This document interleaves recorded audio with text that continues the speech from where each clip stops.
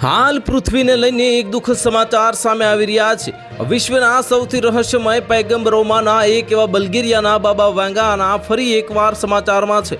આ વખતે એક એવી ભવિષ્યવાણી માટે તેણે વિજ્ઞાનથી લઈને સામાન્ય માણસ સુધી બધાને ચોંકાવી દીધા છે. તેઓએ દાવો કર્યો છે કે આગામી હજારો વર્ષોમાં ચંદ્ર સંપૂર્ણપણે નાશ પામશે અને આ ઘટના એટલી વિનાશક હશે કે પૃથ્વી પર જીવનનું સંતુલન ખોરવાઈ જશે. આ બાબા વેંગાના મતે 3000 થી 5000ની વચ્ચે એક વિશાળ ઉલ્કા ચંદ્ર પર અથડાશે અને આ અથડામણ પછી ચંદ્રના ધૂળના વાદળમાં વિખેરાઈ જશે.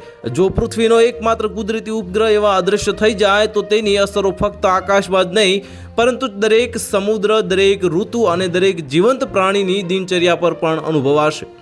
ચંદ્રનું અસ્તિત્વ ફક્ત રોમાન્સ અને કવિતા પૂરતું મર્યાદિત નથી. તે પૃથ્વીની પર્યાવરણીય સ્થિરતામાં જે મહત્વપૂર્ણ ભૂમિકા ભજવે છે. અને શું 2025 સુધીમાં યુરોપનો નાશ થશે?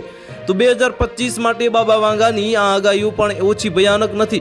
તેમણે કહ્યું છે કે આગામી વર્ષોમાં યુરોપ સંપૂર્ણપણે નાશ પામી શકે છે. ભલે કોઈ નક્કર વિગતો ન હોય, યુદ્ધ, આબોહવા સંકટને રાજકીય તણાવને જોઈને છબી વધુ ભયાનક બને છે.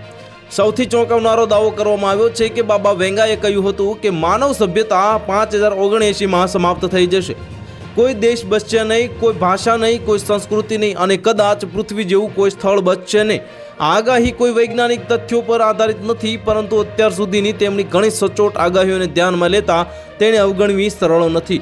તો હાલ માટે આટલું જ. મળીશું નવી અપડેટ સાથે. જો તમને અમારા વિડીયો પસંદ આવતા હોય તો વિડીયોને લાઇક કરી દેજો, ચેનલને સબસ્ક્રાઇબ કરી બાજુમાં આવેલા બેલ આઇકનને દબાવી દો જેથી તમને આવા સમાચારની અપડેટ મળતી રહે.